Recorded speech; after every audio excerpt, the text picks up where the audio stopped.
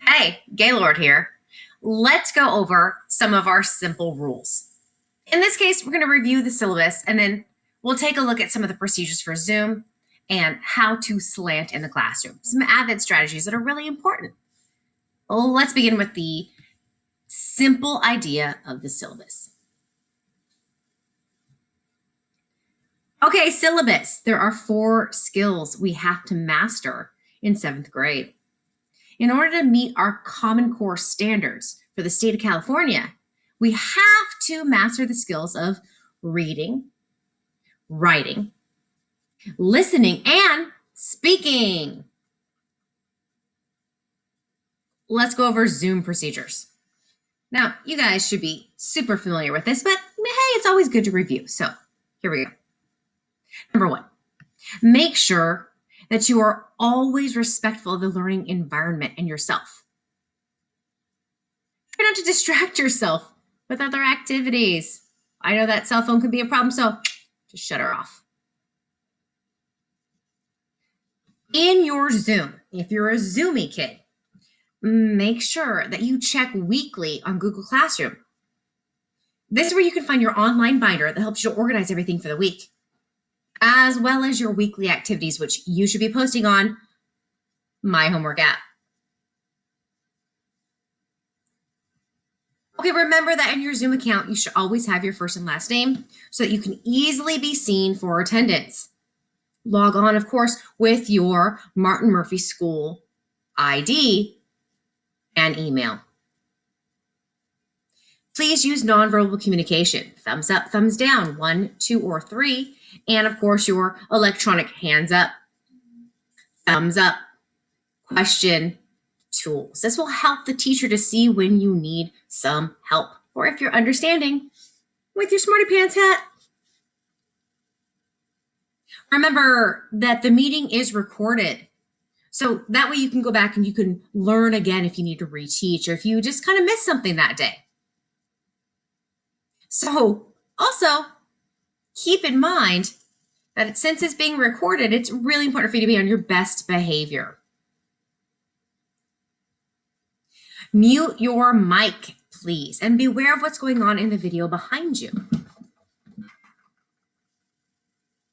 Participate in all activities to the best of your ability. Use your planner, either physical copy or online. And of course, use your classmates for peer mentoring. That's what they're there for. Okay. If all of these Zoom rules make sense, let's go take a look at how to slant. This is what I should physically be doing with my body when I am either in the classroom or at home Zooming. Slant is a strategy that we take from AVID, which helps to advance our independent learning. Okay, so slant means we're looking at the strategies that best engage students in active learning. How do I get better at learning? Okay, there's some simple key tools here. Number 1, slant really means I'm going to sit up. So do it right now. Give you a second. Sit up in your chair. There you go. All right, feel your shoulder blades against the chair. Good. Okay, now let's put on our listening ear. So in order to listen, we need to make sure that our brain is connected to what's being said. How do I do that? Well, it's not just about my ears. It's about my brain connecting to the information and processing what's being brought in. So I want to make sure that I am not only listening with my ears, but I'm engaging with my brain to ask and answer questions as I'm listening to the tutorial. An effective way of non-verbally communicating that you're listening actively is to nod and give non-verbals like, yeah, I got it. I totally understand, or, ooh, slow it down. Do it one more time, yeah? And then track the speaker, because eye contact is really important. It's actually part of our state standards. Your ability to show your understanding when someone is communicating, to analyze it, and then to verbalize it. So track the speaker. That means if I'm over here, your eyes got to follow me. all the way around the classroom. Because eye contact is super important. Why do we do all this slant stuff? Okay, what is the whole purpose of this slant learning? Of course, we want you to learn in your best capability. That means don't compare yourself to somebody else, compare yourself to yourself. Get better. Track yourself. Learn what you set your goals as, and then motivate yourself to go past those goals. So use the data to help push yourself, challenge yourself. How do we do this? Okay, simple. We're going to sit up straight to help you stay alert and focused. Focus, focus, focus, focus. When we actively listen, it really means that you're absorbing new information. Okay, your brain is this sponge, and we want to open up as many channels as we can in your brain. The younger you are, the more channels you have to open. So if we can get all those channels open now, later in life, you can use all those channels to expand your understanding. You don't cut yourself off short before you've reached your full potential. Okay, raise your hand when you have a question or response, right? That's kind of obvious. You've been doing that since you were a little kid. But also, while you're waiting for somebody to call on you, don't just sit there and be like, oh, I'm here, I have my hand.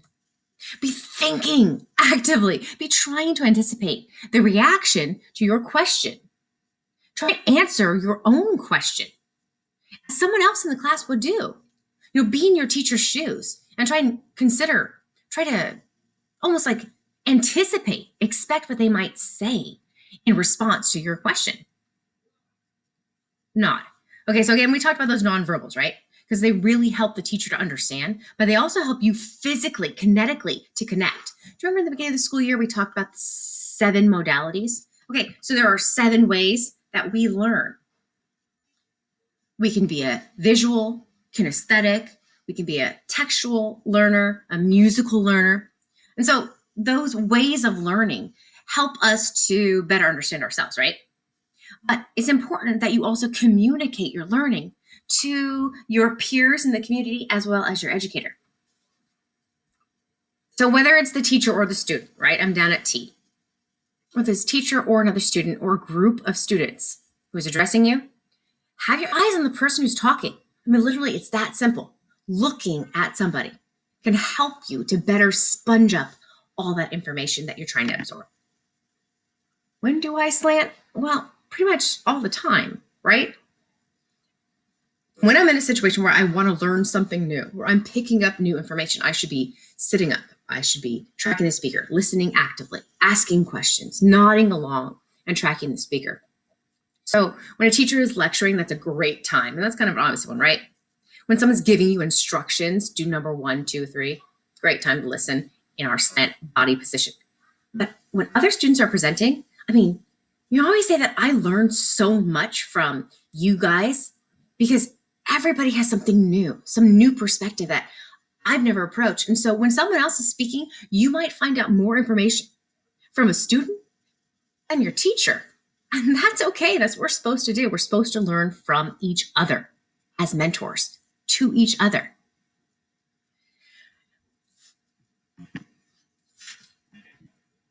So some tips. Okay. You will see the poster in my classroom. It is listed for you just to remind you about SLANT. Okay. When I move around the classroom, I want you to track me. I'm monitoring to see whether or not you're engaging in what I'm asking you to do for slant. You will see the visual clues in my classroom to reward you, as well as to remind you about interruption during lecture and discussion. And of course, when I'm listening to you, I'm actively asking, answering, and taking notes about what you say when we're in discussion. So don't forget, I'm here as well as your peers every time you give a discussion. All right, you guys, don't forget, what does SLANT stand for? SLANT. Sit up, listen, ask and answer, nod, track the speaker. Let me hear it. SLANT means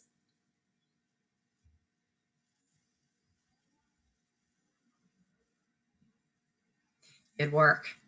All right, guys, Gaylord signing off.